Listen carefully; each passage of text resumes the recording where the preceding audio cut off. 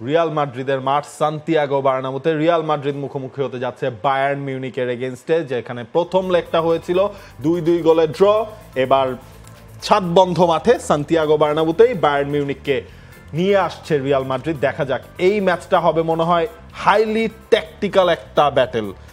Tactical এবং mental, দুই দলই মেন্টালি বেশ স্ট্রং, আর রিয়াল মাদ্রিদ তো আরও বেশি স্ট্রং। তার উপরে রিয়াল মাদ্রিদ দেখেন যে তারা লা লিগাটা জিতলো, তারা উদযাপন হোল্ড করেছে, কারণ তারা জানে যে এই ম্যাচ তাদের সামনে আছে এই সপ্তাহে। এখন উদযাপন করে কোনোভাবেই তারা ওই যে বলে না যে নজরে চোখ লাগা এইসব ব্যাপার স্যাপার তারা যেতে চায় না। বিং রিয়াল মাদ্রিদ, আপনি তবুও নিজেদের উদযাপন হোল্ড করছেন, তার মানে চ্যাম্পিয়ন্স লিগ আসলে রিয়াল মাদ্রিদের কাছে কত বড়।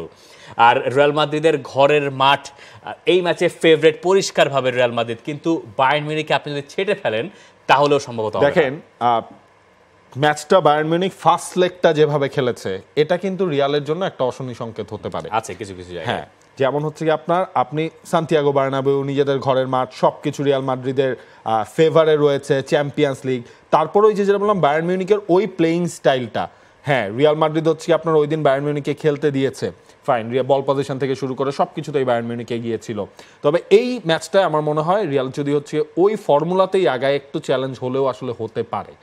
এবং আরেকটা ব্যাপার আপনি দেখেন যে বায়ার্ন মিউনিক যখন রিয়াল মাদ্রিদের মাঠে যাবে, তারা জানে যে এই ম্যাচটা জিতলেই হবে, মানে সহজ সমীকরণে আসেন। তারা তাদের লিগের শেষ ম্যাচে বাজেভাবে হেরেছে, 3-1 গোলে হেরেছে। ওই ম্যাচেও বেশ কিছু বিশ্রাম টমাস টুখেল দিয়েছেন, আর টমাস টুখেল হচ্ছেন সেই কোচ যিনি সবশেষ সান্তিয়াগো বার্নাবিউ থেকে জিতে ফিরেছেন। এই জায়গায় আমার কাছে মনে হয় বায়ার্ন মিউনিক যদি আগের ম্যাচে যে ধরনের পারফরমেন্স দেখিয়েছে তার কাছাকাছি কিছু একটা দেখাতে পারে।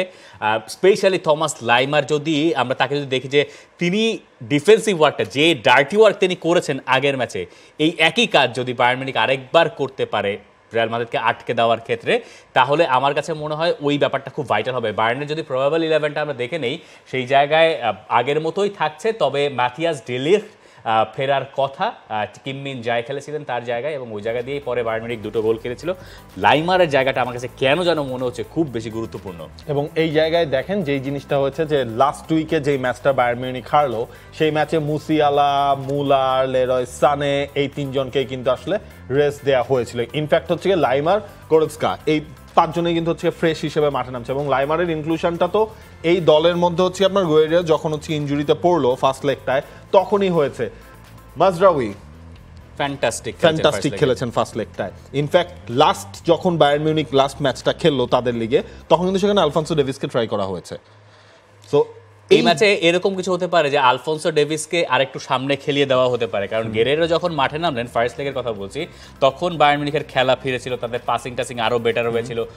টমাস টুখেল কেন আসলে আগের ম্যাচে লেরয় সানেকে অন্য পাশে দিয়ে মুজিয়ালার সঙ্গে সুইচ করেছিলেন ফার্স্ট হাফে, সেটা জানা নাই। পরে সেকেন্ড হাফে যখন তিনি আরও একবার তাদেরকে আগের জায়গায় ফিরিয়ে আনলেন, তখন আবার বায়ার্ন মিউনিখের আসল খেলা কিন্তু আমরা মোটামুটি দেখতে পেরেছি।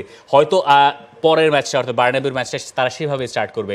প্রথম দিকে বায়ার্ন মিউনিখের জন্য খুব বেশি গুরুত্বপূর্ণ, তারা যদি গোল হজম না করে তাহলে সম্ভবত তাদের কাছে সুযোগ আসবে। অন্যদিকে রিয়াল মাদ্রিদের কথা যদি আমরা দেখি, রিয়াল মাদ্রিদের হিসেবটা যদি আপনার এই লেগটা কিন্তু তারা আরো স্ট্রংলি স্টার্ট করবে। কারভাহাল, তিনি আসলে ফিরে যাচ্ছেন। যেমন ফার্স্ট লেগটা হিসেবটা আপনি যদি করেন, নাচোকে কিন্তু হঠাৎ করেই খেলিয়ে দেওয়া হয়েছে, সবাই অবাক হয়েছে। এই ম্যাচে মনে হয় আবার সেই কাজটা আনচেলত্তি তিনি হয়তো বা করতে যাচ্ছেন না।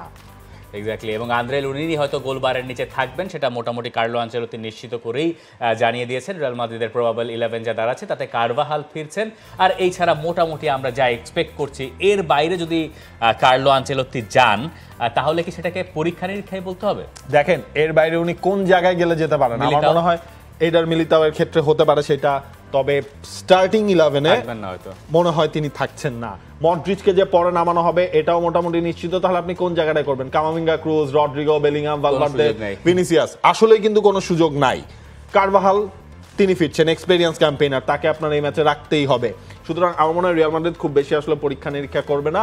এই ম্যাচেও ভাইটাল হতে পারে ওই টনি ক্রুজ, মানে একদিকে যেমন আমরা পিএসজির ম্যাচে বলছিলাম কিলিয়ান এমবাপ্পের ওপর সব আলো, এই ম্যাচে আমার মনে হয় ভিনিসিয়াস, রড্রিগো না, টনি ক্রুজের উপরেই সব আলো।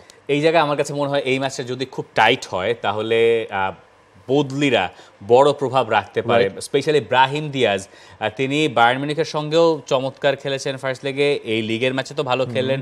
দিয়াজের একটা ভেতরে একটা মানে সার টাইপ ব্যাপার আছে, হ্যাঁ, মানে বল তিনি ধরে রাখবেনই যে কোনোভাবে, এবং এই ধরনের ম্যাচে এই ব্যাপারগুলো পরে যখন যারা বদলি নামেন তাদের কাছ থেকে একটা দল এক্সপেক্টও করে, এবং এটা দলকে অনেক সময় ম্যাচের গতি প্রকৃতিও ঘুরিয়ে দেয়। যদি ম্যাচটা ওই পর্যায়ে যায়, মদ্রিচ, ব্রাহিম দিয়াজ এরা আসলে যত বড় ইম্প্যাক্ট রাখতে পারবেন, বায়ার্ন মিউনিখের বেঞ্চের দিকে তাকালে আপনি সেই রকম ইম্প্যাক্ট ফ্যান্স আপনি বলতে পারেন যে সার্জ গ্যানাব্রি পরে নামলে আক্রমণে ধার বাড়বে, চুপোমোটিং এর কথা বলতে পারেন, কিন্তু সেই অর্থে ঠিক না। মানে রিয়াল মাদ্রিদই ফেভারিট। Prediction Real Madrid. তবে এই জায়গায় আমি আরো একটা ব্যাটল দেখতে চাই, সেটা হচ্ছে গিয়ে Jamal Musiala versus Jude Bellingham. এইটা জমবে, দুই সাবেক মানে টিমমেট। আমার প্রেডিকশন রিয়াল মাদ্রিদের পক্ষে। আপনাদের প্রেডিকশন কি সেটা জানতে চাই। For more updates, subscribe to our YouTube channel and click on the bell icon. Follow us on Facebook and Instagram. Download T-Sports app to enjoy exciting games and highlights. Visit tsports.com.